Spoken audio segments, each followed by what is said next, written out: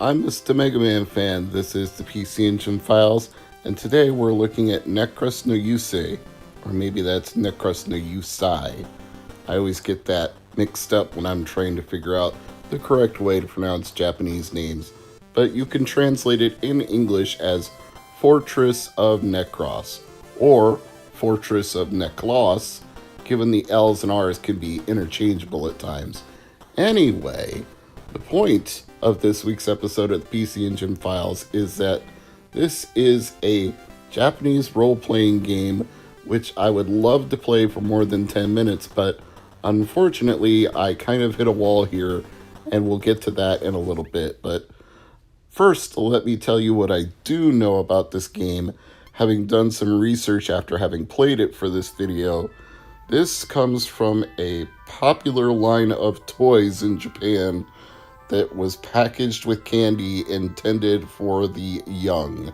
The toy line featured the evil sorcerer Necros, or Necros, hence the name of the game, and 8 heroic champions who were sent to defeat him and his various monsters. So, naturally, that makes an almost ideal situation for a translation to a video game. If they had that intended all along, then they're geniuses, and if they didn't, they stumbled into something by accident that worked out perfectly, so more power to them. I've seen this game described as having a comedic sensibility, and based on some of the animation here in the opening sequence, I can see why that's true. A lot of these characters are bugging out or cross-eyed or have somewhat bizarre looks on their faces that are very emotive and expressive and would cause laughter for any age from the young to the old. I would even say that I'm getting a chuckle out of it myself rewatching it, because I definitely did the first time I played this, but once you get past these derpy animations in the opening, you get to a more traditional top-down role-playing game like Final Fantasy and Dragon Warrior or Dragon Quest, depending on which region you're in, and you wander around talking to NPCs, getting items, getting money, resting if you need to heal up, then going out to fight monsters and level up. You know, all that traditional stuff you do in an RPG. And it certainly feels and looks like it's a high-quality PC Engine game, even if the property it's based on is a little silly in its origin. So they didn't skimp on the development of this game. And who did that developing, you ask? Well, I'm glad you asked, because Ask is the name of the publisher, Ask Company Limited, but the developer was Adventure Planning Service. What is Adventure Planning Service known for? Crimson Clover World Ignition, Trouble Witches Neo, and Necros no Yousai. That's almost 20 years apart between two games. Necros no Yousai came out April 20th, 1990, and Trouble Witches Neo came out April 27th, 2011, so I don't know what they were doing in all that time in between time, but this is what I've been able to glean together from various research sources that I've found, because there is no Wikipedia entry for this game. You have to do a little deeper digging to find out anything about Necros. And once you do, you discover it's quite an interesting game that even spawned a Windows Dojin fighting game unrelated to the PC Engine version that reused some of the same assets, including the music. So this game had a life beyond the point it came out on the PC Engine. And beyond that, there is not a huge amount of information out there. It seems this game is somewhat obscure outside of Japan, which I can attribute to the fact that it's heavily text-based, and the text is in Japanese, and if you can't read Japanese, you're probably not going to be able to understand what's going on and might not be super interested. But me being the stubborn sort of fool that I am, I was like, okay, it's a top-down role-playing game. I fight monsters, I collect items, I level up. I can get my way through this. I can stumble through these text interaction sequences and get down to the actual fighting. Although it does bog down a little bit when you get stopped by a character who wants to have a dialogue with you. There doesn't seem to be any button press neither the 1, the 2, the start, nothing that allows you to speed through these text encounters. So if I was to get a patch for English to play this game properly, I would also want it to have a hack that allowed you to either skip the cutscenes or at least speed up the text at the speed that it's read to you, so you could get further in the game without just sitting there waiting and waiting and waiting and waiting while these characters explain their intentions to you. I mean, at least if it was in English, then I might not mind as much, but I would probably still be speed reading it by hitting the 1 or the 2 button and getting through it as fast as I possibly could. But once you get through the dialogue tree and move on to the outside world, you find that you're already well equipped to fight. You have a basic combat attack that involves shooting arrows or punching enemies, and it does a really nice animation where you're running at the enemy or the enemy's running at you, which leads me to believe there may be a little bit of an Earthbound element to it in that you can do an attack on them before they can hit you or vice versa. But unfortunately, unlike Earthbound, you can't see them on the map. The encounters are invisible and somewhat random, and sometimes you can get 2 or 3 encounters in a row just moving from one tile to the next. There doesn't seem to be any consistency with the... I suppose it couldn't be random if it was consistent, right? But at the same time, maybe there needs to be a tweak to it where you're not having 3 encounters back to back in less than a minute. However, the good news is these early enemies are ridiculously easy to defeat.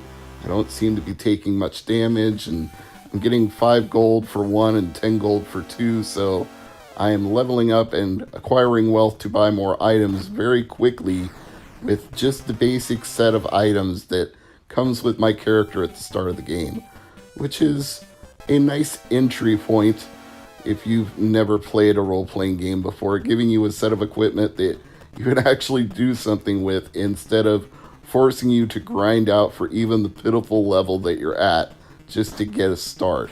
So I give them credit for that part of developing this game as well.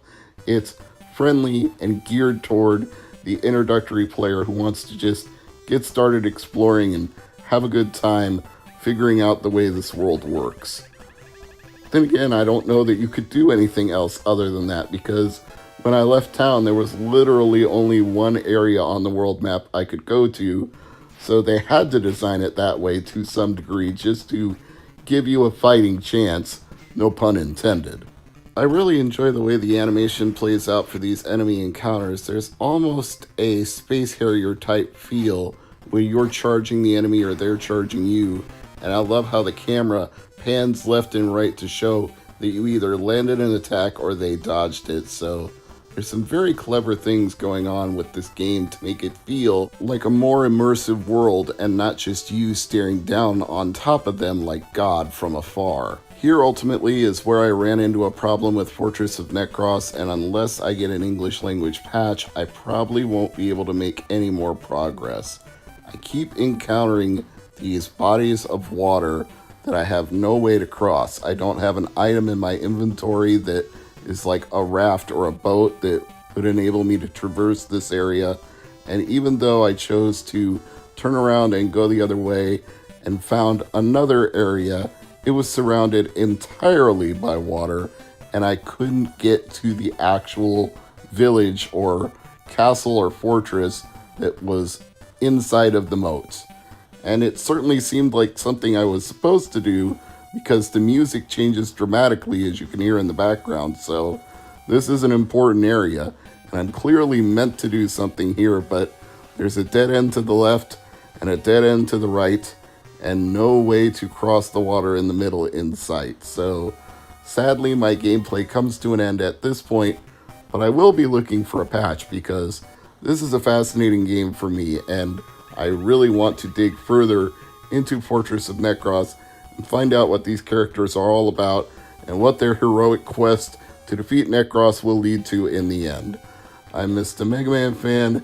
This is the PC Engine Files. Like, share, and comment to help the channel grow. If you already watched this video, watch one more.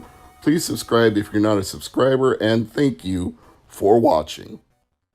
Hello, Megamaniacs, and welcome back to the PC Engine Files. I'm your host, Mr. MegaManFan. Today we are looking at Mizubaku Adventure, or as some of you may know it, Liquid Kids. At first, from the name, I thought this was going to be another role-playing game like last week, and I expected there to be a language barrier problem at some point. But as it turned out, this game felt very familiar to me, and I was like, wait a second. This is a platforming game with a bubble bobble type of element to it where you trap enemies in your water and knock them into other enemies. Why does this feel so familiar to me? And why am I having so much fun playing it? Well, it would be because it's from Taito, the developers of the Bubble Bobble series, so clearly that was an inspiration in making this game, and that means I have some good news for you, and a little bit of bad news. The bad news, we'll get that out of the way first. This is a very expensive PC Engine game, minimum of triple digits to own this one, and that's loose. $112 loose plus $15 shipping was the lowest price I could find for it on eBay as of the recording of this video. You go up to complete copies, you're not getting one for less than $170. That's with free shipping. But yes, this is one of those PC Engine games that's very popular, very expensive, very hard to acquire, and never released outside of Japan. So if you want to play it on PC Engine, you are probably using an EverDrive, a Super SD System 3, or emulating it, as I am doing here for this gameplay footage, because unless you have an obscene amount of money to throw around, you might not want to spend $112 on a loose PC Engine Hue card. I did say there was some good news though, and here it is. Taito Legends 2. If you don't need to play the original Japanese version and you're fine with the North American localization, Liquid Kids, in its original arcade form, was ported to Taito Legends 2, and it's available on just about every platform of that era. That means whether it's Sony PS2 or Microsoft's original Xbox or even a Windows PC, you can run it on any of those things. And unlike some of the other games in the Taito Legends series, this one is on every version of Taito Legends 2. They went console exclusive or region exclusive with some of these games, but Liquid Kids was not one of them. It's on all three. Personally, I would recommend the PlayStation 2 version to you. It's $20 loose and $37 complete, but that sure beats $112 loose and $170 complete. And that's not even taking into account there was a port of this game for Sega Saturn, and holy crap, that's $148 loose and $340 complete. So even if you're a fan of Sega Saturn imports, and I certainly am, I just can't recommend those prices. But why, you say to Mr. MegaManFan, why would I want to pay any of these prices to play Liquid Kids or Mizubaku Adventure, whichever you choose to call it? I'll tell you why. It is addictively fun. It looks cute and charming, and maybe even like it's going to be easy based on the opening stages of the game. But once you get to the first boss and onward, the difficulty ramps up significantly, not to the point it's unplayable, but to the point you feel like it's a definite challenge and it draws you back in when you die because you want to keep playing and you want to get further. And to help you achieve that, the game is very generous with its continues. But of course, you can always use save states if you're emulating, so you wouldn't need to worry about that problem. But I'm saying if you're playing it on PC Engine, you've got that option to continue almost exactly where you died. It's very, very close. So the save points are generous, the continues are generous, and the action is very easy to pick up on because you only have two buttons that you need to worry about: jumping and shooting. But why are you doing all this jumping and shooting, and to what end? Well, I'm glad you asked, Megamaniacs, because I'll tell you. You are Hippopo the Platypus, and you're fighting your way across the land of Woody Lake, fighting enemies spawned by the fire demon who kidnapped your girlfriend Tamasoon, and along the way you are also rescuing other platypuses that have been captured by the fire demon. So you are saving the kingdom of Woody Lake and your fellow platypi and your girlfriend, and defeating evil fire demon enemies all in the same quest. That seems like enough motivation to run, jump, shoot, and platform your way through the world of Liquid Kids. Now, I know that this was ported to the Wii's Virtual Console at some point as the PC Engine version, but I think because the PC Engine version was exclusive to Japan, the Wii Virtual Console release was also exclusive to Japan, so that may not be much help for most people. And there were also ports planned for the Commodore Amiga and Atari ST that reached some level of completion but never got released. The Amiga version is reportedly fully completed, and I don't know how far along they got with the Atari ST version, but for whatever reason, Ocean never published them, and that seems like a real shame, because I don't know how well it would have sold, but I know it would have been fun for the people who own those platforms to play. Now, this section gave me a little bit of trouble because these green things, I guess they're fish, but they seem more dangerous than the typical fish. Maybe they're piranhas, or maybe they're just really obsessed enemies that have been spawned from hell by the Demon King. Whatever they are very hard to get around because when I try to knock them into each other, they swim up really fast and take me out. So I kind of have to just spam the heck out of my liquid water bomb attacks and just pray I can get from one side to the other. But it is charming that your platypus is in a little raft riding across the water, so you can traverse it, but you can't swim through it. And also there are certain sections where you can sit on top of a waterfall in your raft and be jetted up to a higher platform where you can pick up different items or bonus points or whatever might be there. It might just be a way to get from one section to the next because there is some very creative platforming you have to do to get around the areas of these stages. It also kind of reminds me of the New Zealand story in that respect. It takes elements of Bubble Bobble New Zealand story and even, I would say, platforming games like Mario Brothers and combines them all together in a very engaging way. Based on the reviews I can find, it seems that the PC Engine version was fairly well received. 85%, 92%, 93%, 88%. There's a couple of rare exceptions here and there. Famitsu gave it 24 out of 40, which seems awfully low to me. And Marikatsu PC Engine gave it 29 out of 40. The lowest one out of all of them seems to be PC Engine Fan. I don't know what they had against it, but I disagree with their score. This is a supremely fun game, and it was also a big success in the arcades. 17th best table arcade unit of the year for 1990 in Game Machine magazine. What's funny is I don't ever remember seeing a Liquid Kids arcade cabinet anywhere in North America, ever. Not at any of the retro conventions I've been to, not at any of the various arcades I've visited, beercades, barcades, regular arcades. No, they just don't seem to exist in the wild. I'm not saying they don't, but they don't where I've been, and I've been to a lot of different conventions over the years with a lot of different arcades, and I've not seen it. So maybe that was the reason it didn't get ported to North America. Maybe they just didn't feel there were enough people who played it in arcades that would buy it for an already very small install base for the TurboGrafx 16. They're like, why are we going to port something that barely got played here, that will barely sell any copies here, to a very small amount of people that even own a TurboGrafx to begin with?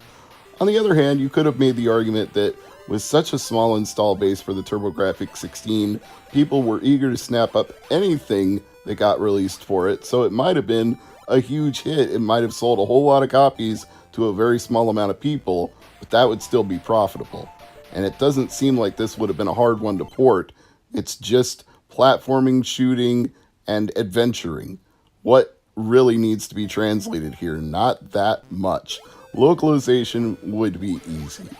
I'm going to go ahead and recommend that you find a way to play Mizubaku Adventure or Liquid Kids, and I don't care which version of it you play. You could even pay for that expensive Sega Saturn one if you want to, and by God, more power to you if you can afford that. But I would say Title Legends 2, probably the easiest, most reliable way to own a physical copy that you can play on a PS2 or even a PS3 if you have one of the models that has PS2 backward compatibility, then go for it. Although some of those tend to overheat and die really quick, so you might be better off with a PS2 or a PS2 Slim for playing Title Legends 2. Otherwise, I would definitely say emulate it. I don't see any problem with that. It's preserving the history of this game, and game preservation is part of the goal here. As people like Jeremy Parrish and Frank Spaldi would say, we want other people to continue to know this game, to study this game, and in future generations, learn about the history of video games. Emulation is a very good way to preserve that history. And if you can afford a loose or a complete copy for PC Engine, then sure, by all means go for it. I can't say that it wouldn't be a fun addition to your lineup, even at that ridiculous cost. But let's face facts here. An EverDrive is cheaper than a loose copy of this game, so you could just buy an EverDrive and then play all of the games that you want to.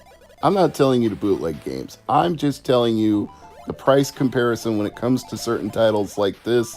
You're going to want to own an EverDrive at some point, because when you get into titles like Magical Chase, Mizubaku Adventure, Koryun, Sapphire, the list goes on and on. You know what those big hitters are, and you know that an EverDrive costs less than any one of them, let alone all of them together.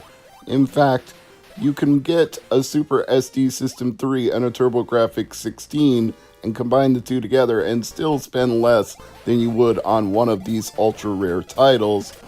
Or you could just buy a TurboGrafx Mini, but unfortunately, Liquid Kids is not on there. You could probably hack it and add it on there. I'm sure Mad Little Pixel would know a way to do that, so I would defer to him for modifying your PC Engine Mini or TurboGrafx 16 Mini. And if he doesn't know, Modern Vintage Gamer would definitely know. So, two good channels for you to check out if you're a retro gaming enthusiast. And as I'm giving shoutouts right now anyway, I want to shout out both Intrigued Gaming and Sarumaru, who do streams on almost a daily basis, and they're always playing something retro and fun, so you would probably enjoy watching them live. I know I always do. I'm Mr. MegaManFan.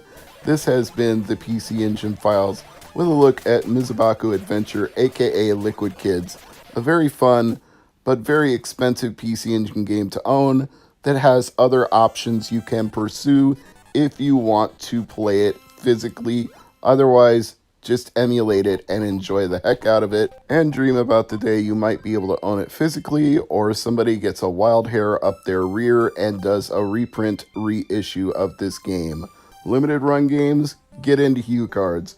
I'm looking at you folks. Anyway, Mr. MegaManFan signing out, saying I'll see you next Tuesday for another edition of the PC Engine Files. Bye for now. I'm Mr. MegaManFan, and this is the PC Engine Files. To date, I haven't played a game on this series that I would consider lost media, but Niko Niko Pun probably comes as close as anything ever will, because finding specific information about the TV show that this game is based on is very hard to do.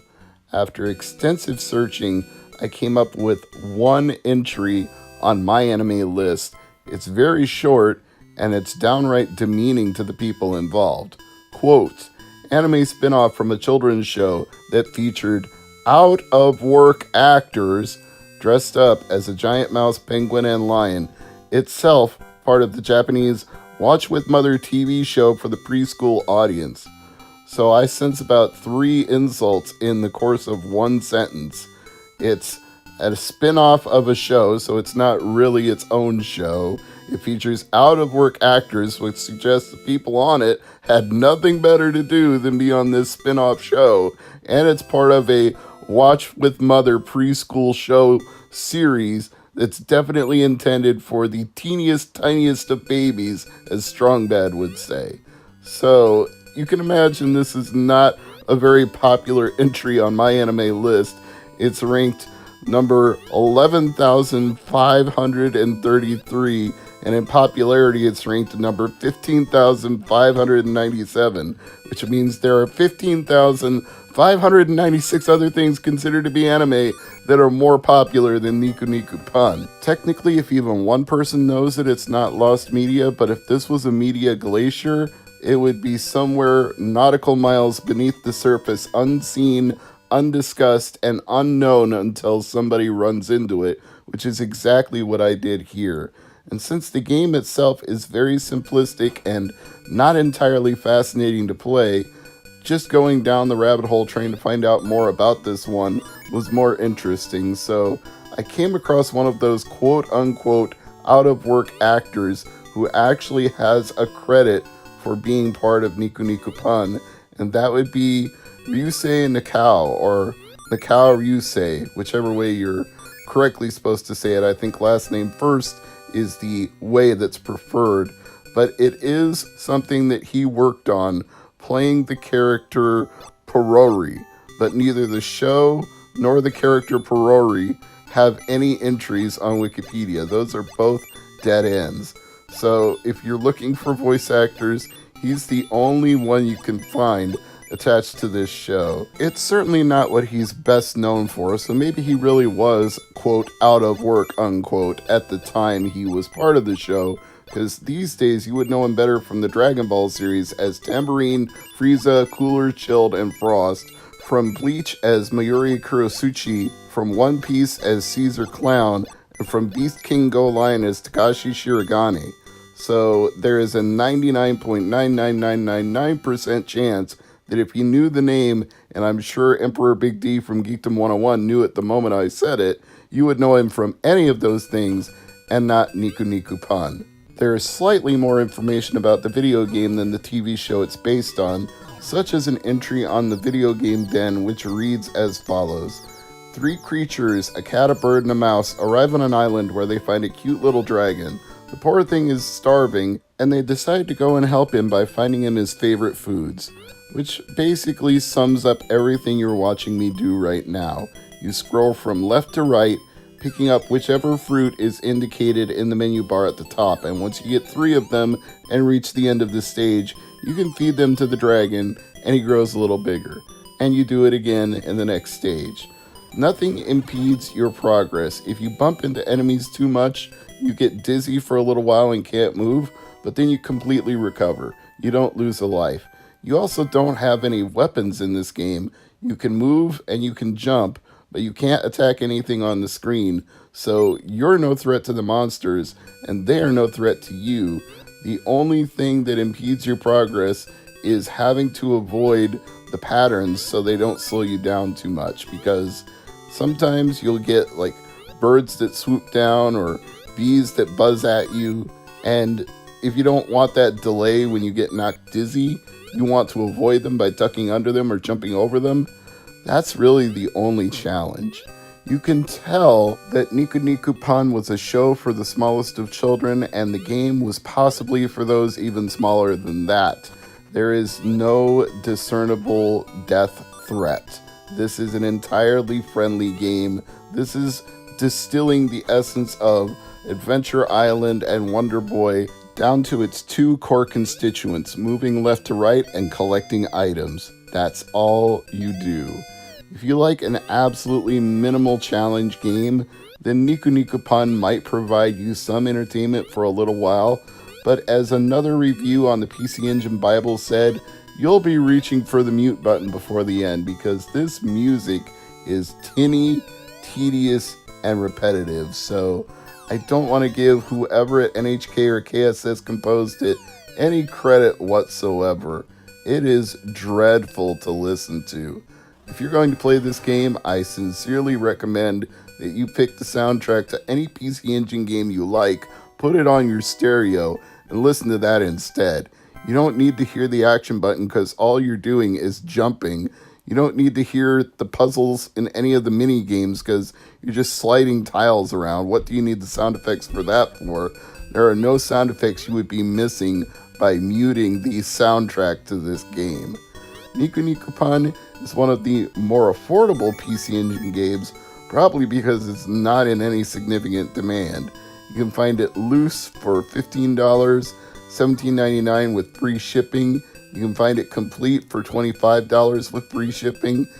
It's not going to set you back a great deal if it's something you actually want to own. And I'm not necessarily recommending that you do. I think Niko Niko Pun might be some lost media that was better left lost. Some cutting room floor footage to put back on the cutting room floor and leave there. Somebody probably has fond, nostalgic memories of Niko Niko Pun from when they were young. I have nostalgic memories of the Great Space Coaster, and if there was a video game based on the Great Space Coaster, I would probably go out of my way to get it. But I don't know that one exists. I've never heard of it, never seen it. Don't think I'd ever find it. And I feel the same way about Niko Niko Pun. I didn't know it existed. I didn't think I would find it. And now that I found it, I actually feel like I'm not the audience for it, because I have no nostalgic feelings about this show whatsoever. So it's clearly not for me. But, well, maybe it is for somebody out there. I can't totally discount that something in this would jog an emotional response for a Japanese viewer who grew up watching this series with Mother, as that My Anime List entry suggested. So I'm Mr. MegaManFan saying, don't play Niko Niko Pun unless you remember this show. And maybe not even if you do. Bye for now. I'm Mr. MegaManFan. This is the PC Engine Files, and today we are taking a look at Outlive. And I'm going to go ahead and state this off the top. If anybody has the English language patch for this one, please send it to me. This is one of the most impressive PC Engine games that I've played in a while, and it shocks me to think that it came out in 1989 and fit into a 2 megabits hue card, because it seems way more in-depth than that, and would be the type of game that if it was released today as a homebrew, it would be hailed as impressive and a technological achievement. The first-person perspective when you're exploring the mazes is incredibly smooth scrolling and visually stunning. It looks like you're really in a 3D environment, even though you're playing a flat 2D screen. And this is 1989 technology we're talking about. This is pre-Doom. This is pre-Wolfenstein 3D. This is pre a lot of things. Whoever at Sunsoft was coding this game did an incredible job. But I'm getting a little ahead of myself because I haven't even told you what the game is about. So, since there's no Wikipedia entry for it, I'm going to defer to the Video Game Den, which, if I haven't mentioned it before, is an excellent resource when it comes to PC Engine games. Please check them out at videogameden.com. Here's how they describe it. Outlive is a first-person view adventure game where the player takes the role of a bounty hunter from the Imperial Army Reconnaissance Unit. You control a powerful mecha robot called a Fighting Worker, or FW for short, and your mission is to explore the mazes of the planet Rophera, home of an ancient civilization, source of the alien technology used to create the most recent human technology, including the player's robot. You start your journey in a hangar bay with 1,000 credits and a Vulcan gun, and that's all you have to your name. These hangars are scattered throughout the game, and when you find one, you can purchase new weapons, talk to locals, or even fight them in a duel for extra cash. And that's the part where I really regret not having an English language patch, because you can get through exploring the maze without knowing anything else, because there's no Japanese text that gets in the way when you're playing the maze part. You just move down corridors. If you hit a door, you press up and the door opens.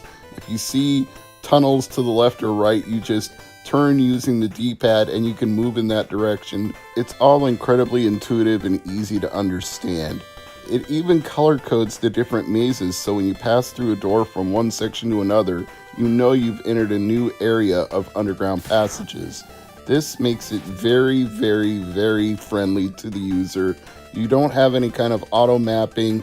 It doesn't record your progress like a Super Metroid game, but you can still remember where you've been just by the color coding of the walls. That is a genius idea, so whoever did that should be praised for it.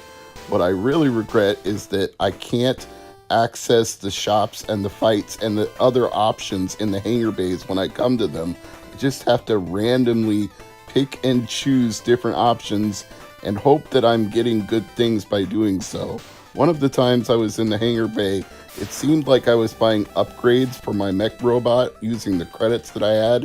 It seemed like I was equipping guns and armor and other things just by selecting menu options and hitting buy.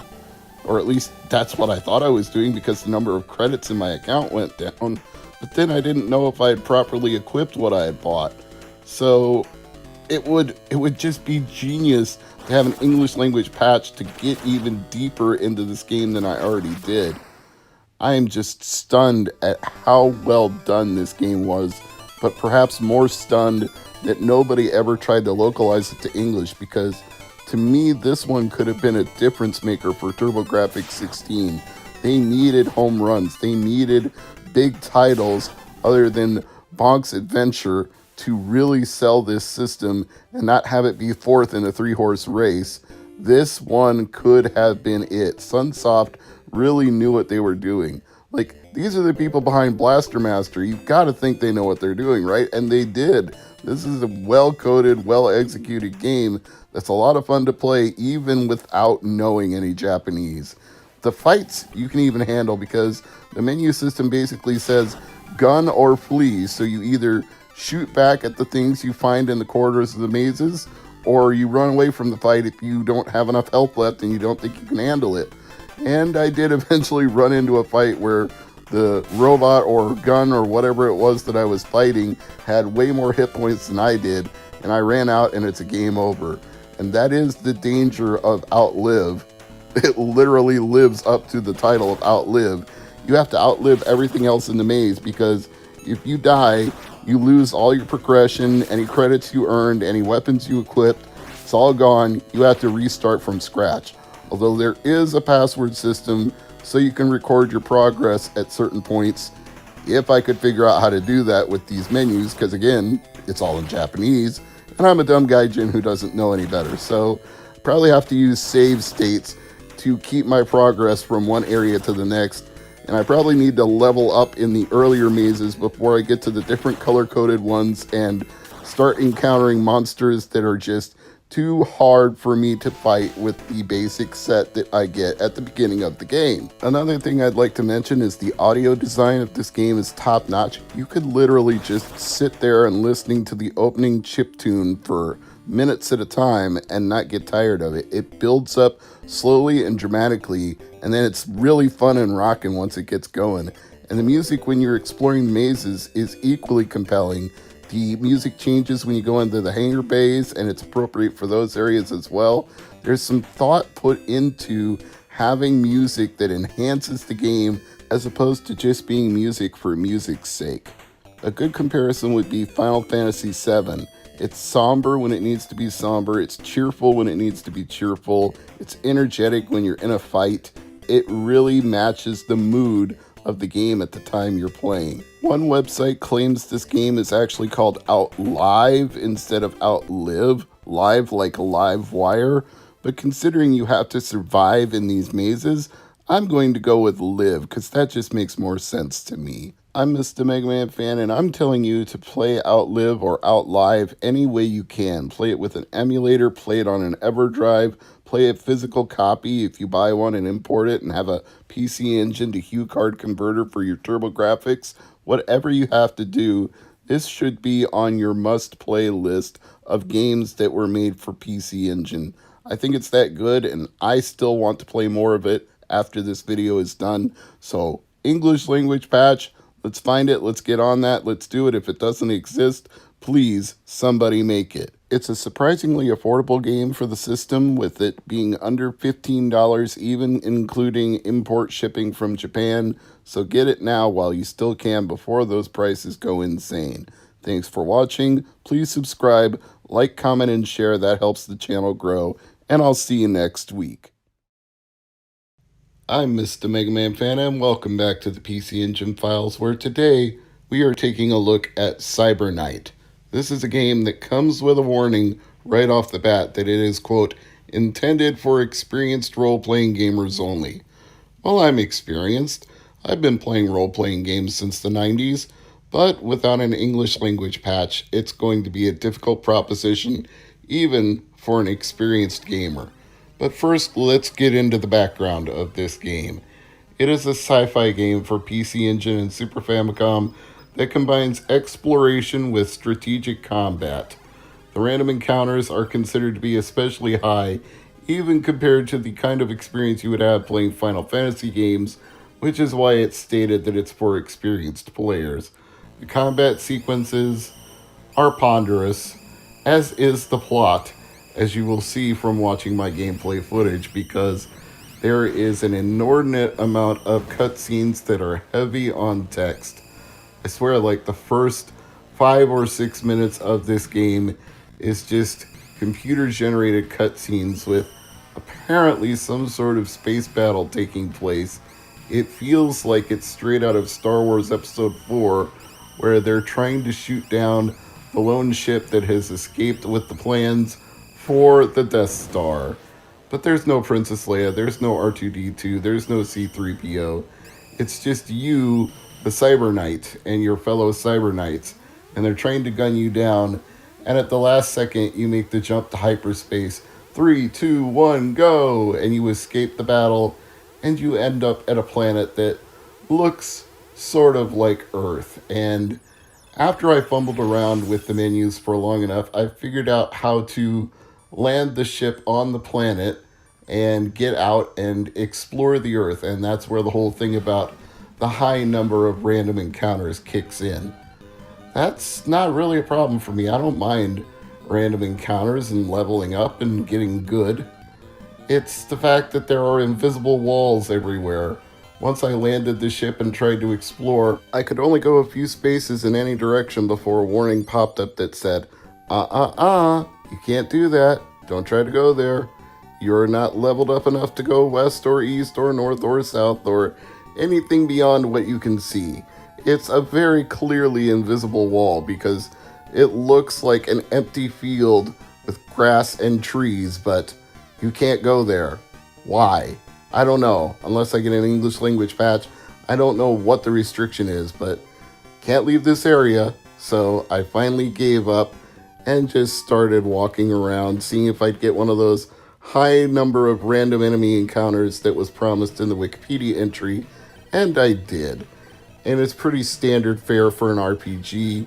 You just pick the enemy that you're targeting and pick your weapon, and you can kind of just mash the button repeatedly, even without having an English language patch. You just go bing, bing, bing, bing, bing, select target fire, just over and over and over and over and over again. And you can win the battle. Although I did have one of the 3 characters in my party take a significant amount of damage from the enemy guns, whatever they are. He got down to like 4 health, so I was in a little bit of danger here, but there's also a town nearby, so I'm sure I could go there and heal.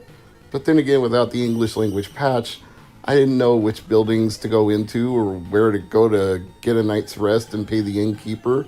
Is that even what you're doing, though? I mean, they say it's for experienced role-playing gamers, but this is obviously in the future. It said like AD 2351 or something, so maybe we're getting these mech suits repaired by some sort of engineering expert to restore our hit points. Perhaps Winry Rockbell is in this game. So whatever you do, you've got to recover your health, level up, get items, make progress, but it is very unclear how to do that because I just wandered around this one and only town I could get to, and just talking to the random NPCs who aren't wearing Cyber Knight suits doesn't seem to advance the plot or get me anywhere. There's only one building where even anything remotely interesting happens.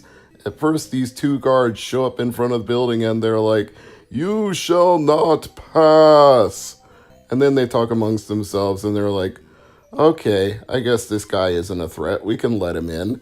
And then you go in there and you speak to a bunch of people. It looks like it's the mayor's house or maybe the king of town.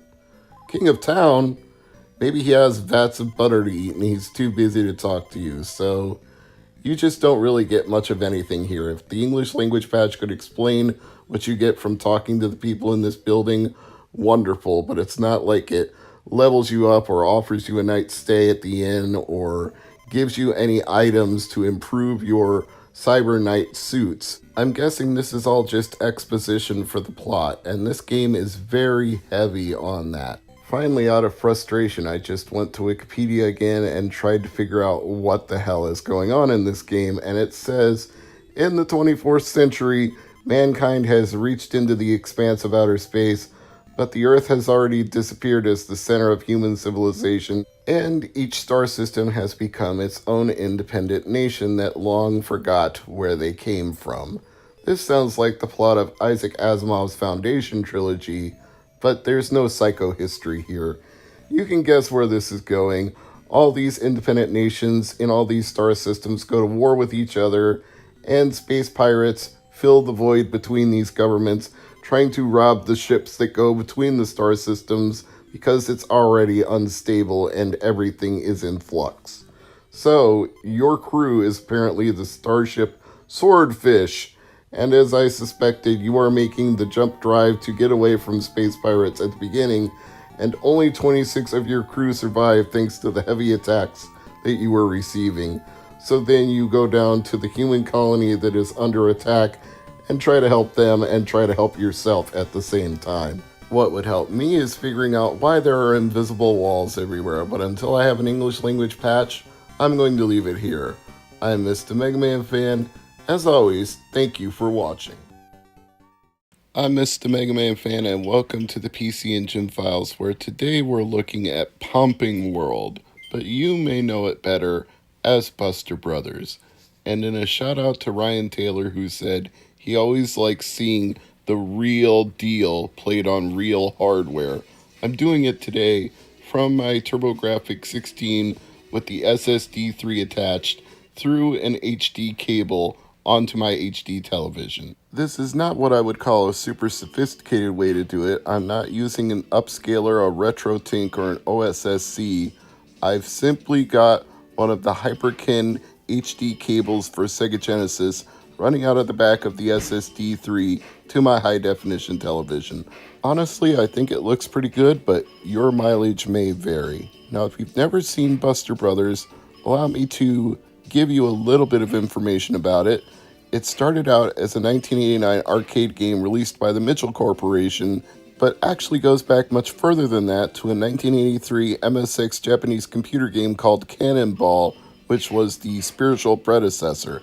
Cannonball was made by Hudson Soft and licensed to Mitchell Corporation, and then they made Pang, aka Buster Brothers, aka Pumping World, and all of the sequels and derivatives that spawned from that, because there are a lot of games in this franchise.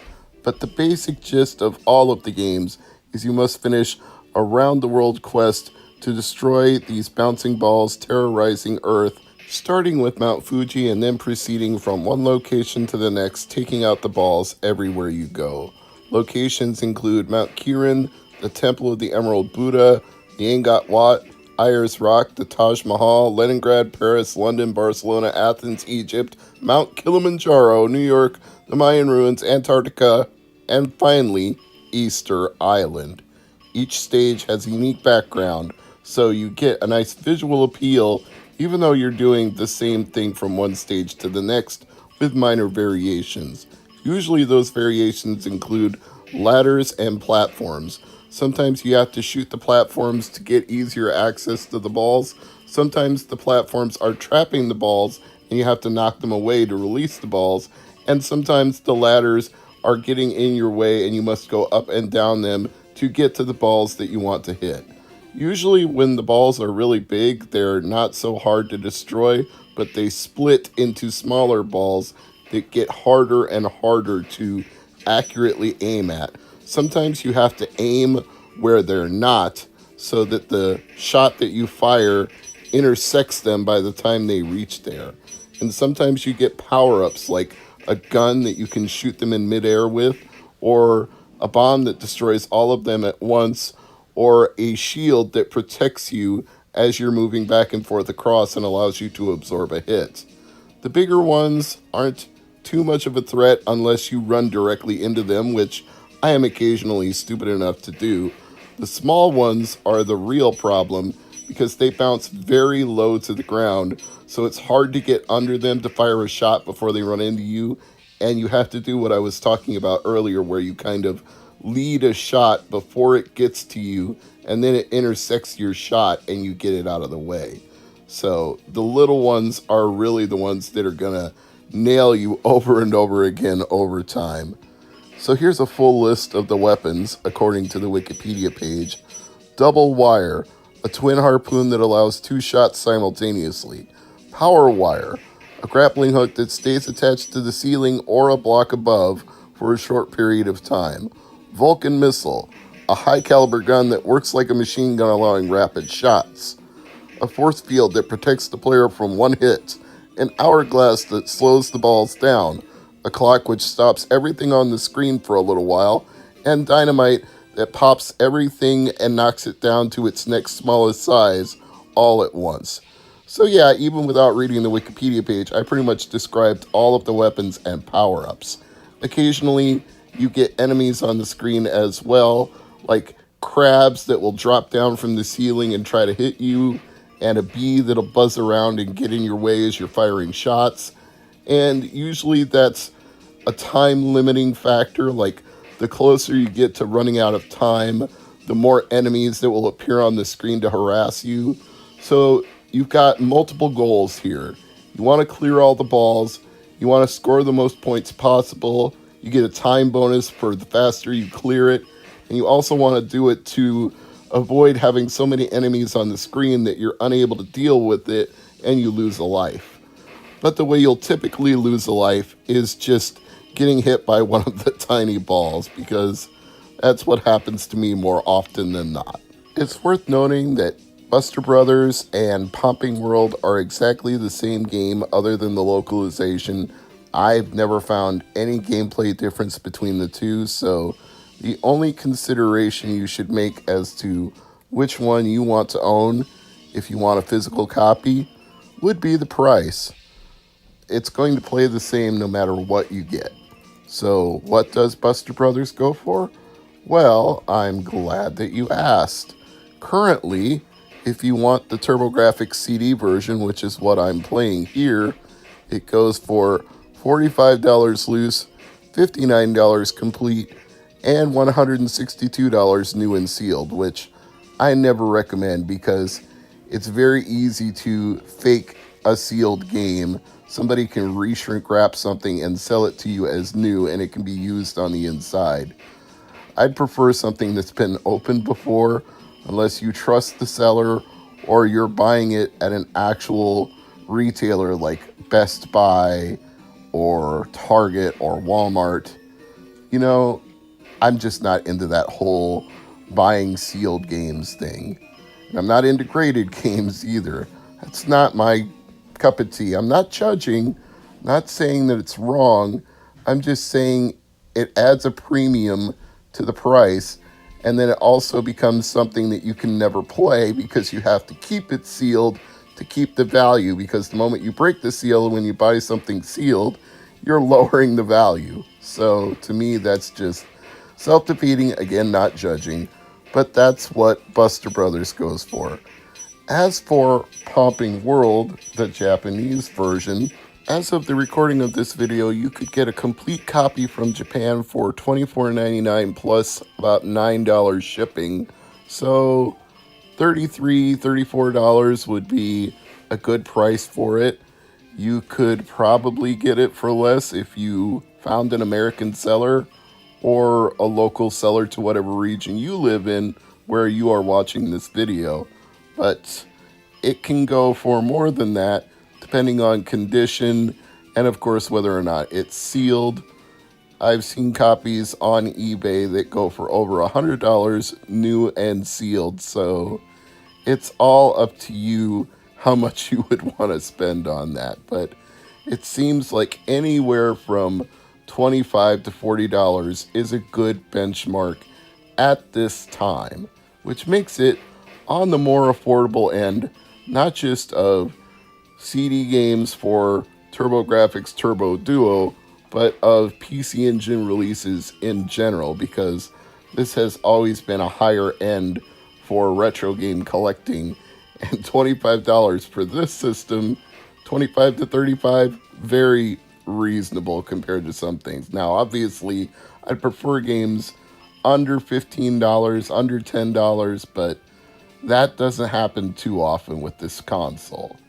So, long story short, I feel like Buster Brothers is a very good arcade game, and this is a very excellent conversion of that arcade game. I don't think you would be dissatisfied with the repeat gameplay if you made that $25 to $35 investment.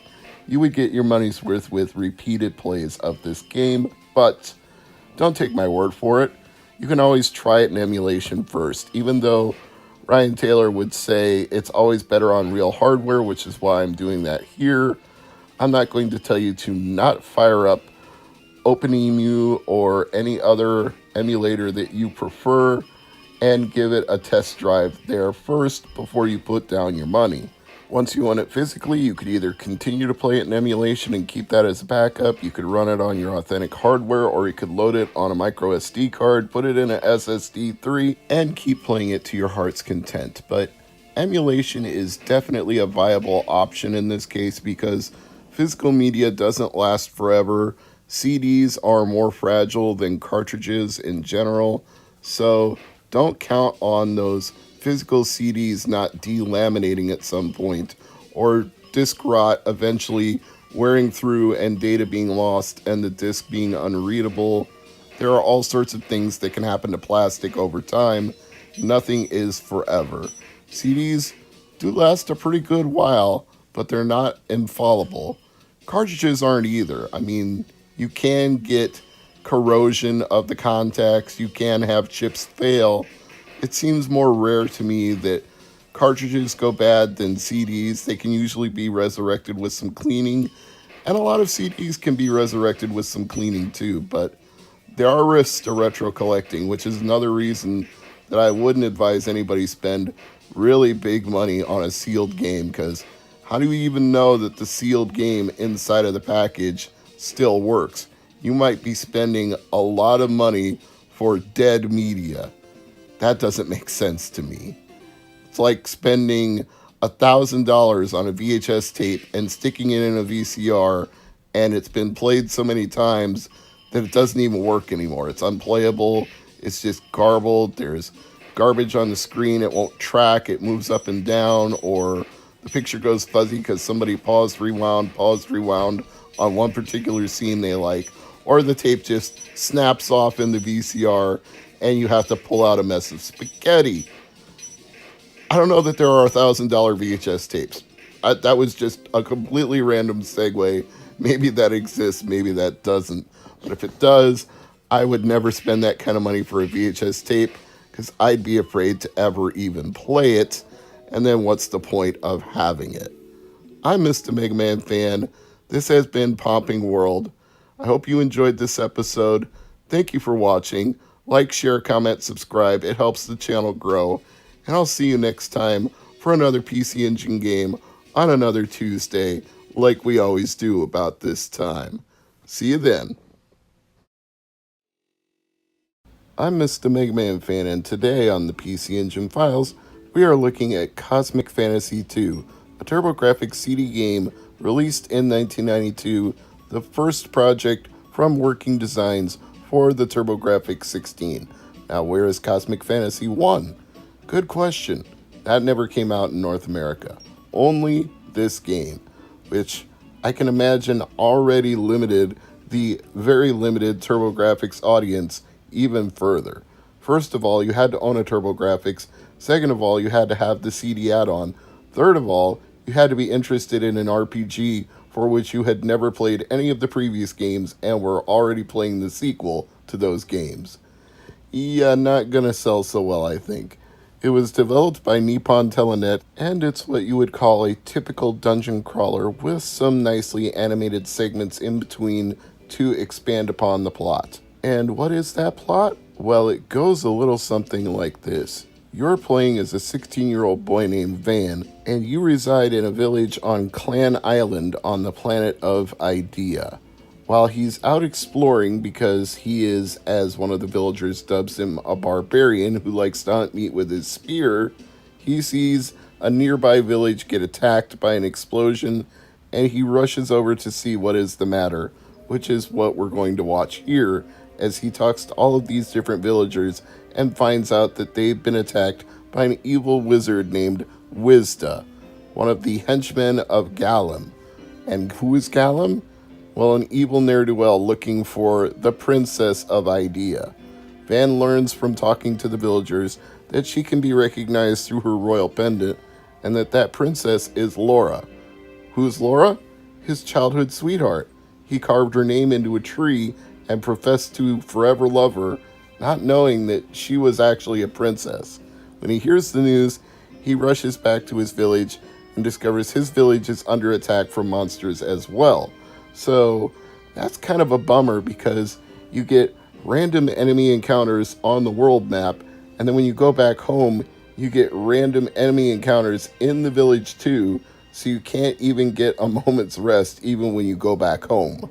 But for better or worse, that's by design. You're supposed to take an ass kicking early in the game. You run home and you talk to your friend Abel, and he tells you that Gallum's forces have already kidnapped Laura, and when you try to rescue her, you are powerless to stop Wisda.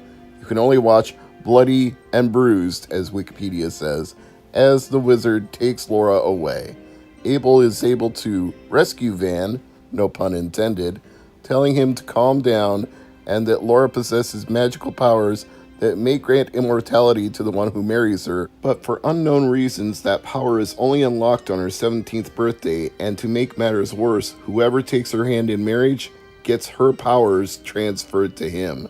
That's a pretty shitty arrangement if you ask me. Why would you even want to be a princess in such a kingdom? It seems like you would just renounce the throne and say, yeah, nobody's getting my magic, nobody is kidnapping me and forcing me into a marriage, I'm just going to abdicate the throne and go away, and you can't have my immortality and nor can anybody else. Goodbye, see you, good riddance. Now, I'm not going to say too much more about the plot of Cosmic Fantasy 2 because if you've never played it before, I don't want to give everything away, and it gets pretty wacky.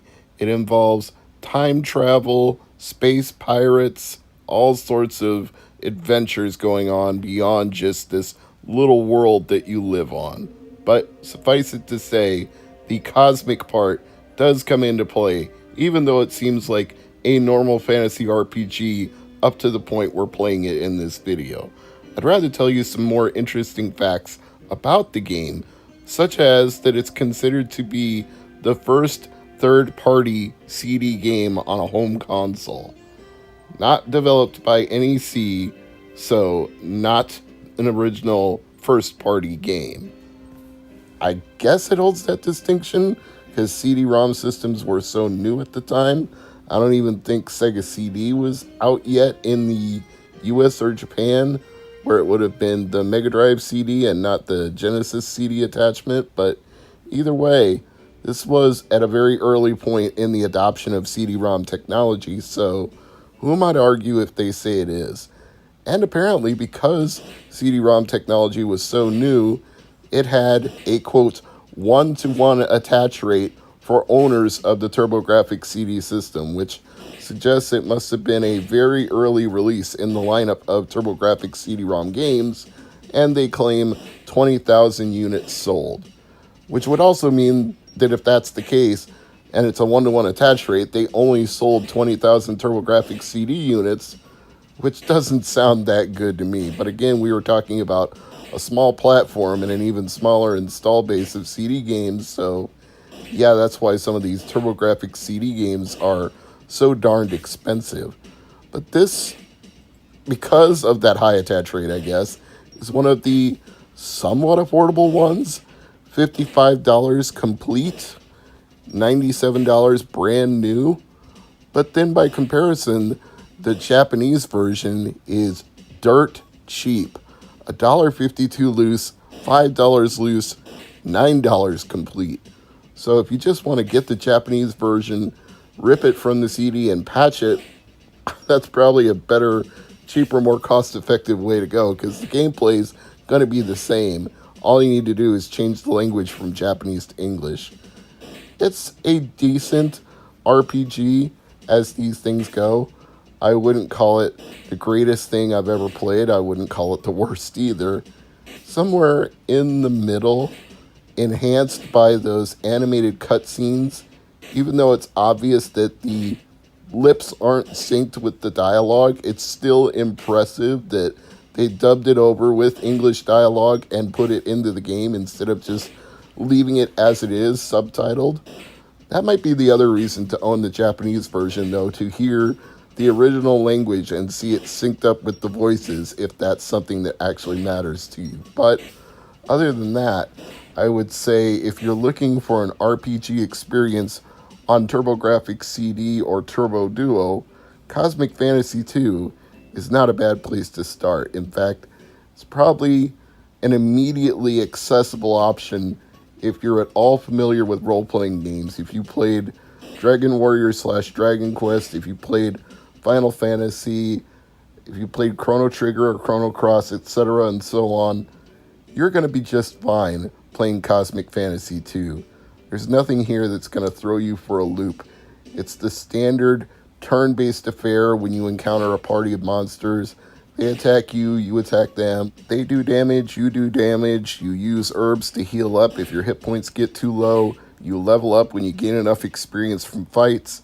All of this stuff will be rote. It's standard for RPGs, not just of the time, but any time since then.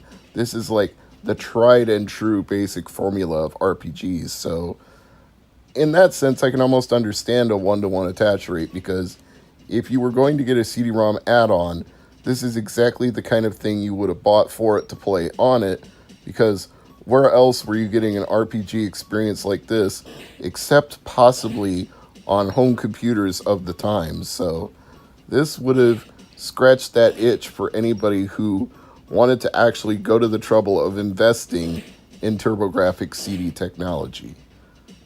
Bottom line, Cosmic Fantasy 2, I wouldn't say it's a must-own unless you're TurboGrafx and PC Engine collecting, but if you are, might want to put this one on your list.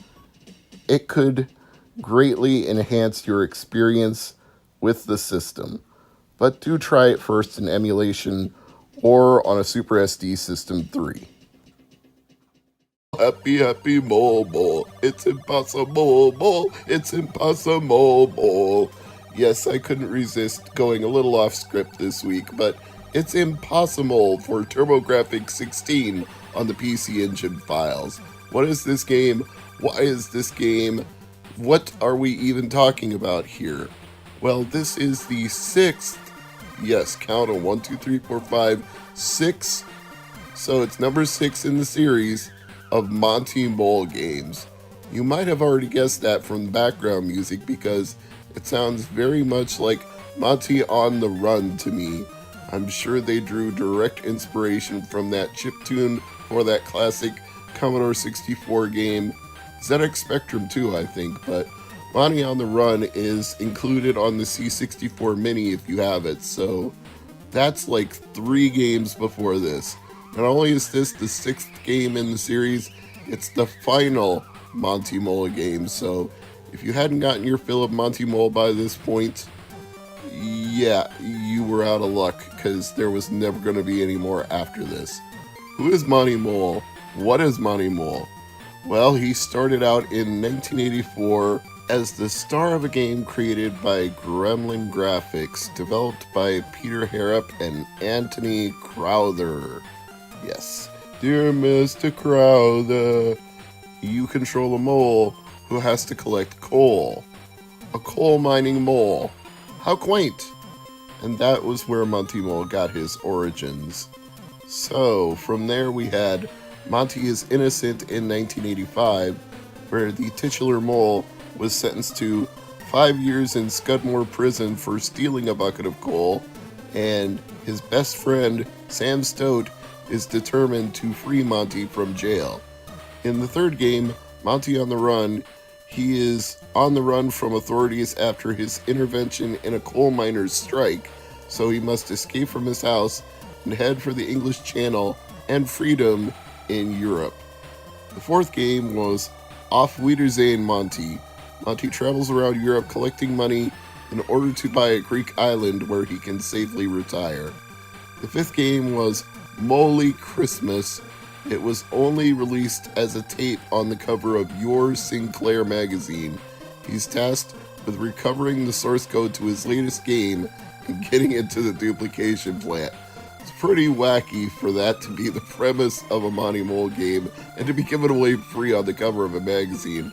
Although it's not unprecedented. I mentioned Bomboozle in a previous episode.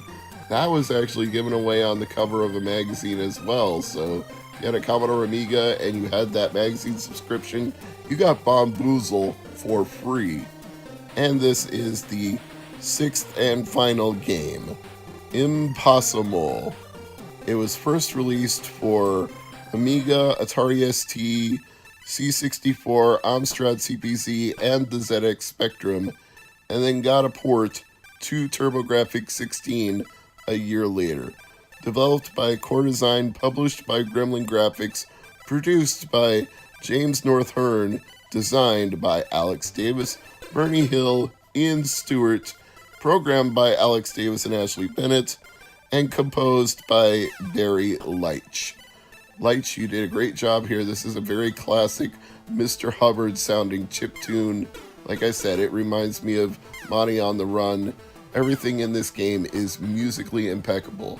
And it's a side-scrolling platforming game where the titular Monty Mole has now been given superpowers by some mysterious entity who apparently just wants Monty Mole to do his bidding by collecting all the items that he's looking for.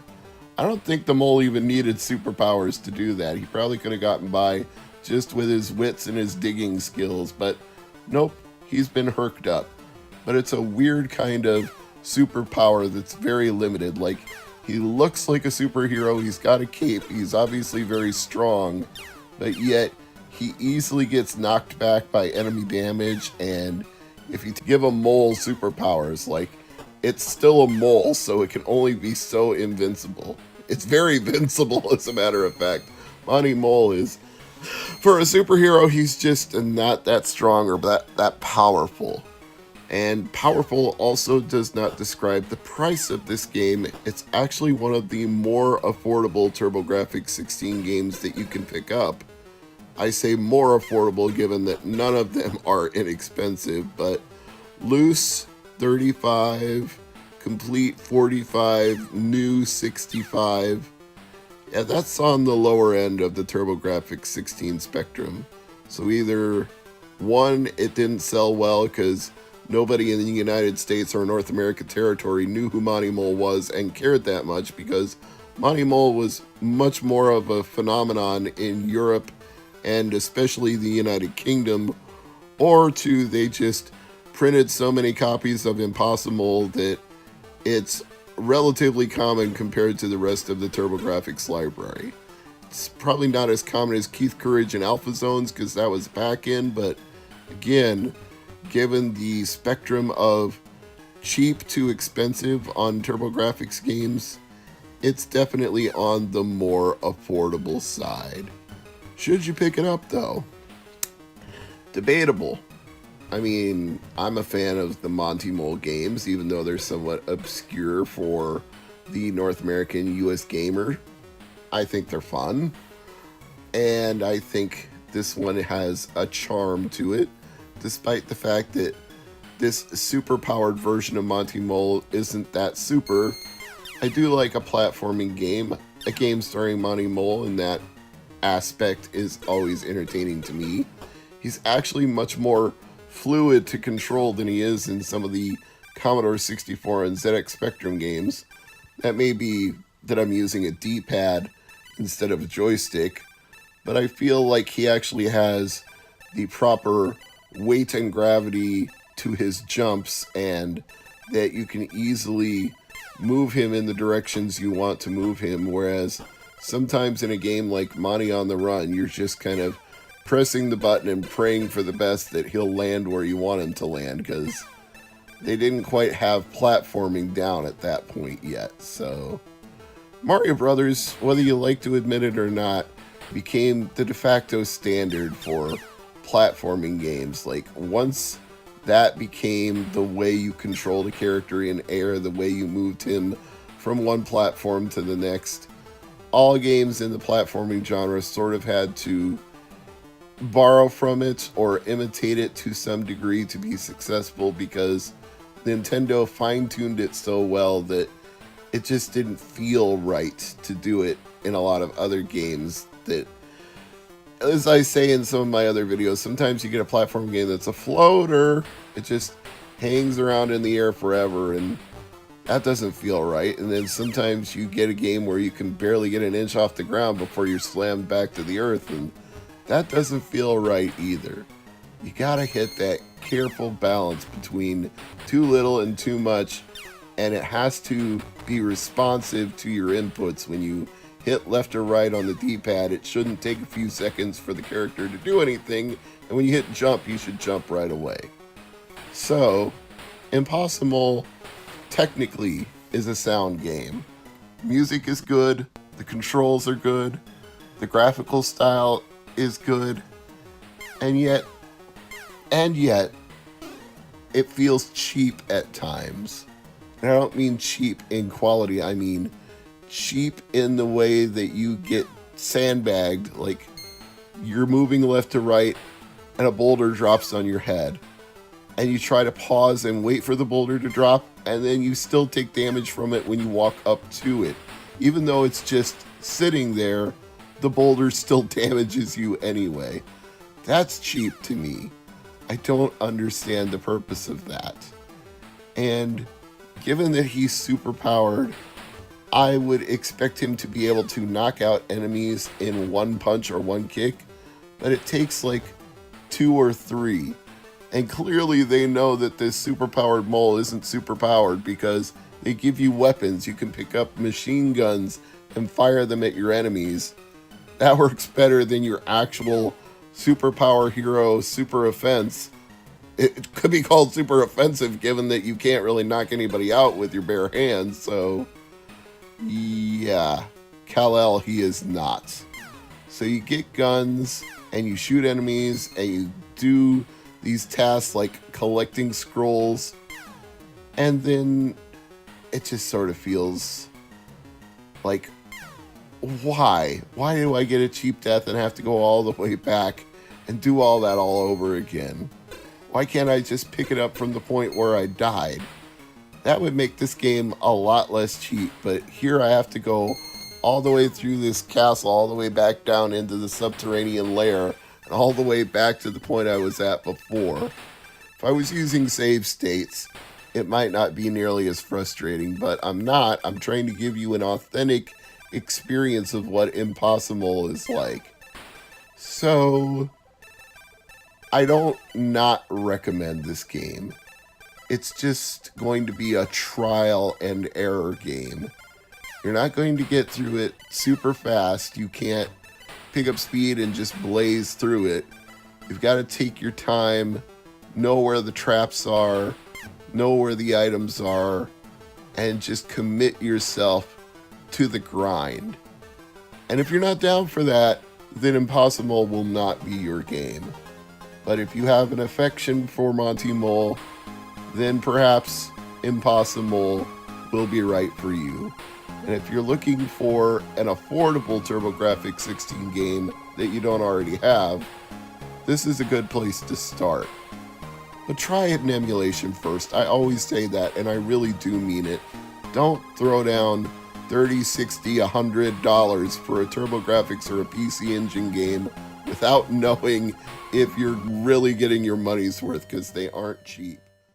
Do you ever play a TurboGrafx game and immediately get the feeling it was a Commodore Amiga game before you get 2 steps into it? I sure did with this one. I'm Mr. MegaManFan, and this is Shadow of the Beast. And my suspicions were correct when I looked it up on Wikipedia. The original version was released on Amiga in 1989, and it was followed by two sequels, Shadow of the Beast 2 in 1990, Shadow of the Beast 3 in 1992, and a remake for PS4 in 2016 that included the Commodore Amiga original. So my guess is that would be considered to be the definitive version of this game. But it sure came out on a lot of different things.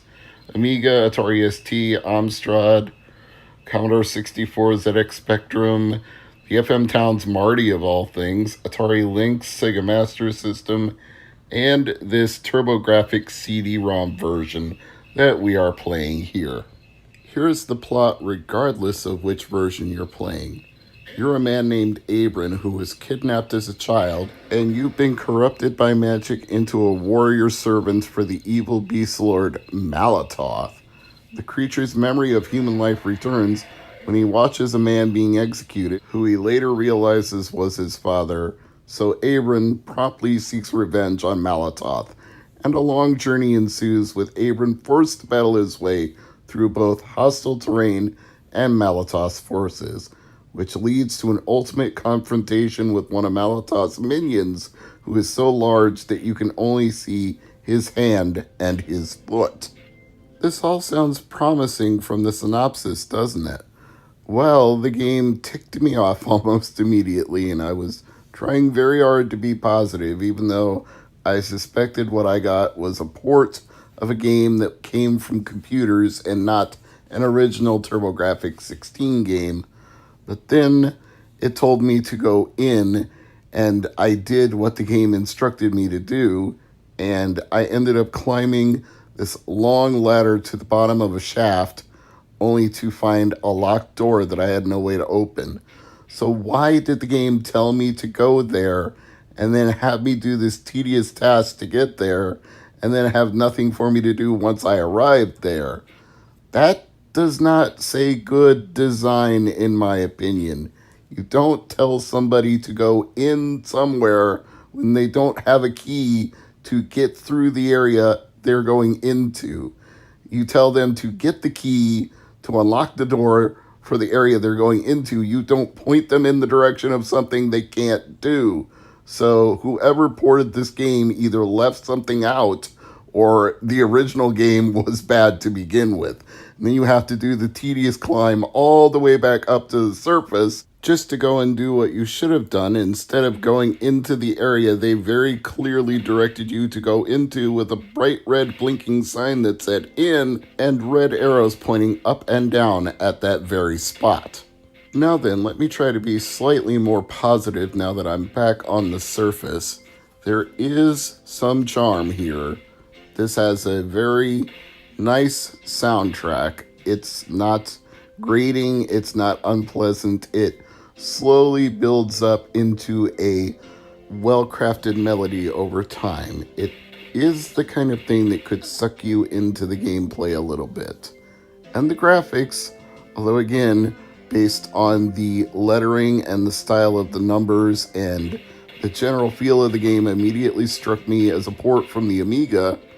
It's not unpleasant to look at least graphically the design seems to hold up in the transition.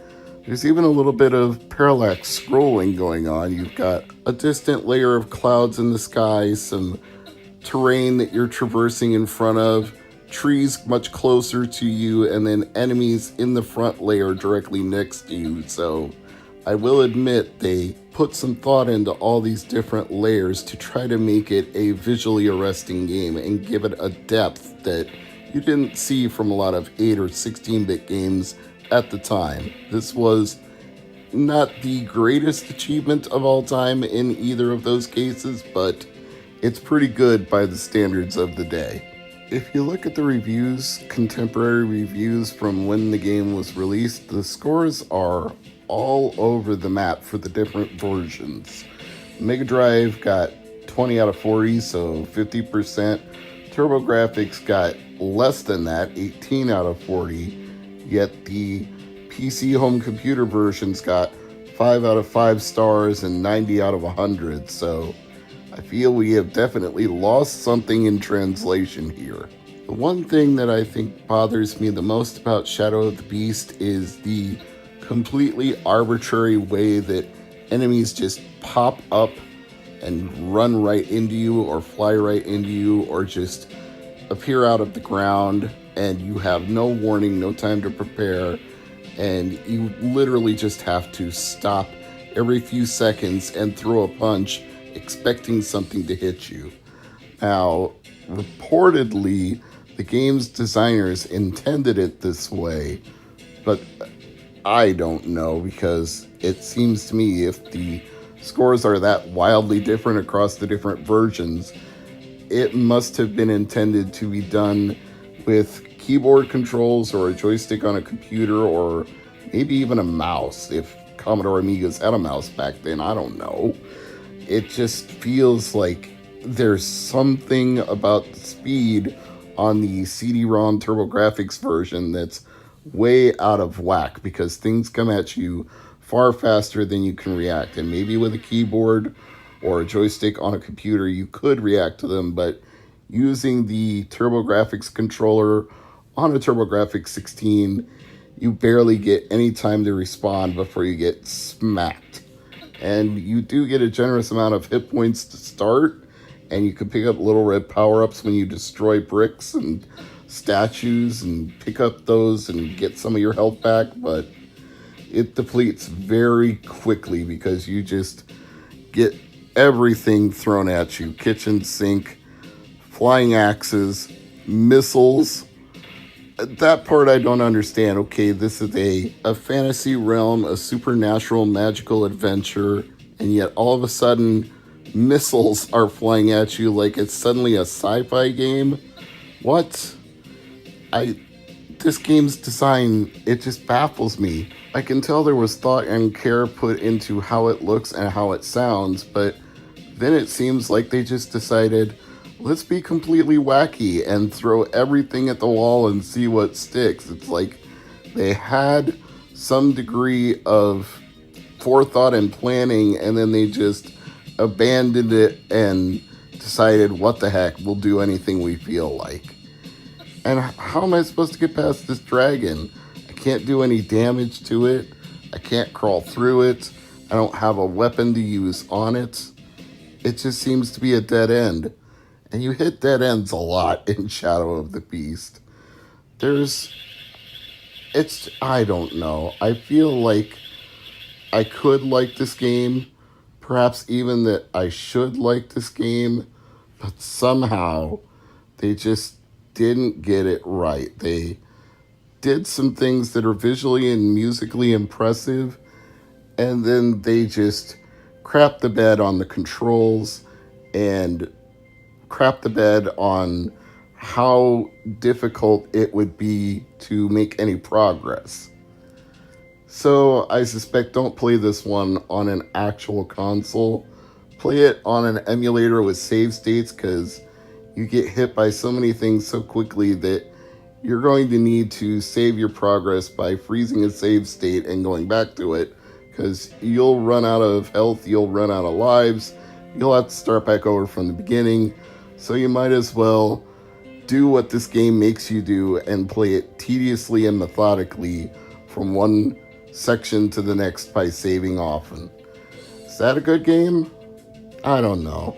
I do know that I wouldn't spend the kind of money that it commands. $59 loose, $75 complete, $210 new. Only slightly more affordable if you import it. $34 loose, $74 complete, $153 new. The only really affordable versions of this complete are on Atari Lynx, where it's $20, and Sega Master System in PAL territory, where it's $8. So the way I read this, it kind of seems like it was intended for the European market all along, far more so than North America, which shouldn't really be a surprise when you consider that Psygnosis was based in Liverpool and eventually became a wholly owned subsidiary of Sony based in the same location. I'm Mr. MegaManFan. Thanks for watching. I'm Mr. MegaManFan, and today on the PC Engine Files, you're getting 5 for the price of 1. That's right, I'm testing 5 import games for PC Engine on my TurboGrafx 16 using the computer converter, as it's called. It's a rather strange looking generic box, but inside of it is a genuine PC Engine to TurboGrafx 16 HuCard adapter. So I bought some import games, and the first one I got is Super Momotaro Dentetsu, Super Peach Boy Dream, and at first I thought it was going to be either a strategy game or an arcade game, but it turns out to be more of a Mario Party style board game where you roll dice and move this train around the screen, and then you land on tiles and take whatever action it tells you to take when you get there, which is admittedly a little hard for me to decipher since all of the options that you're given are in Japanese. Now, if I'd known that, I might have reconsidered whether or not I wanted this one, but it was a loose HuCard that was only $1, and it was a Peach Boy game, and I was already doing an order where I was getting a Super Famicom Peach Boy game complete in box, so I just kind of went with it thinking it'll be whatever it is, and I'll either like it or I won't. And I'm not saying that I don't like it, it's just I don't really know what to do once I land on a space. I can move around the board, I can roll the dice, and after that it's just a guessing game, so I need a patch of some kind to make any further progress. The same holds true for Jaiseken Necromancer, which too was only $1, although this one wasn't loose, it was inside a HuCard case, but no cover artwork was included, which I find really strange. Why would you keep the game and the case, but not keep the artwork? Whatever. This one is an RPG, and we will, you know what that means. It means you're only going to get so far if you don't read Japanese. But this one's a curious one in that it was actually released for the Wii Virtual Console back in the 2000s without being patched. It was released in all regions in Japanese. But I believe the homebrew scene, the ROM hacking scene, whatever you want to call it, has solved this problem. I'm given to understand there is a patch available, so if I dump this game and patch it, or if I find a pre-existing one that's already patched, I should be able to play Jaiseken Necromancer by just loading it up on my Super SD System 3 and going from there. It certainly looks interesting, I just don't know what any of these people are saying to me, or vice versa. But you can see some of the basic tropes, hit points, magic points, etc. Then we move on to F1 Triple Battle, which, once again, only $1. And this one I figured, well, it's a racing game, so it's not going to be that hard to figure out, even though my cat seems to be complaining about it in the background. Yeah, Tango, sorry, you can't play this. You don't have hands. Sorry, that's an old Jacques joke from John Tron. And anyway, racing games, they're pretty much the same in all regions. You can even see all the important information here is all in English. We're at the Brazilian Grand Prix, round 1. Free practice lap. You're going for the fastest speed.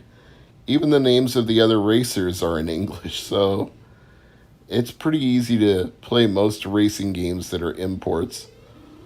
Although I wonder if that's supposed to be the wind blowing across the screen, or whether that's my HuCard making bad contact with the game converter.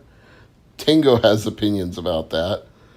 I don't know. I don't know if that's supposed to be the wind or not.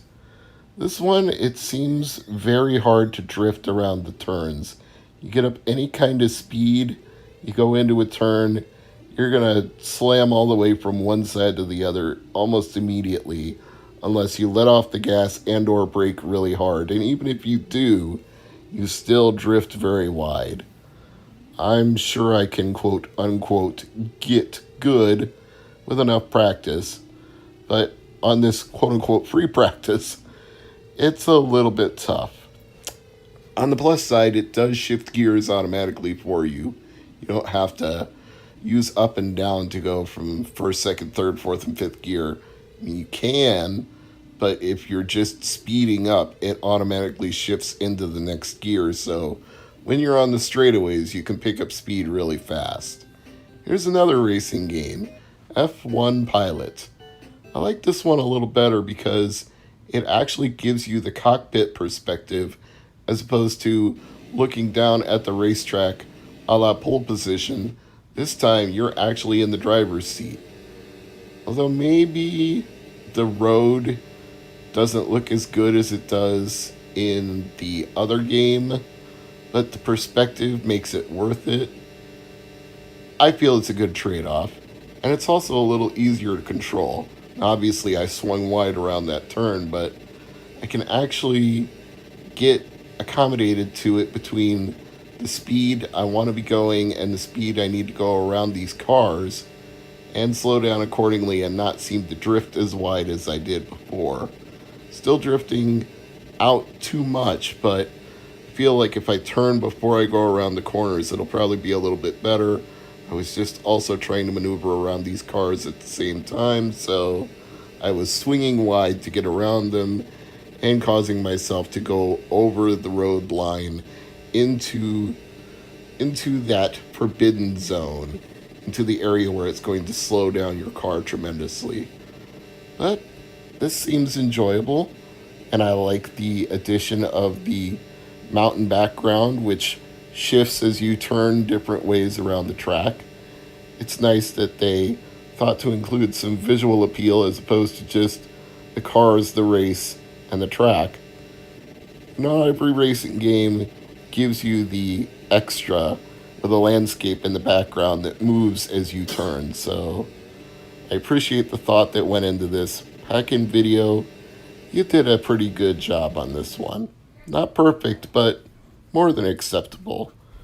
Finally, here we have Yokai Dochuki, or Yokai Dochuki, depending on which way you want to pronounce it. And this game came out on so many platforms I can't even list them all, but you may have previously seen me playing it on Famicom, and it is indeed the same game. And this game was so mass-produced that it's pretty cheap on any platform. It was $1 on Famicom, it's $1 on PC Engine. You're not going to spend a lot for this game. You just take out all these monsters as they come along, you collect the money, you collect the power-ups, and there's a weird little gambling mechanic that comes up when you run into this giant frog, and he immediately challenges you to a game of dice, but I don't know what we're rolling, whether it's a winning combination or a losing combination, because I initially seemed to be doubling up my money at every turn, and then all of a sudden it went south, and I lost all my money, and apparently losing all your money in this game kills you because I got a game over. Well, I suppose losing all your money in real life would kill you too, because then you couldn't afford food or electricity or rent or anything, so maybe that's not too inaccurate, but either way, that ended my session of Yokai Dochuki really quick. But that doesn't mean I won't come back to it, because hey, it's a completed box PC Engine game for only $1. You just can't beat that, and it's a very straightforward platforming game aside from this one little gambling mechanic section, so I recommend it. I recommend it on Famicom as well, or an English language patch if you've got one and you want to play it that way as well. I'm Mr. MegaManFan. This has been the PC Engine Files. I thank you for watching, and I'll see you next week, where we'll probably just do one game.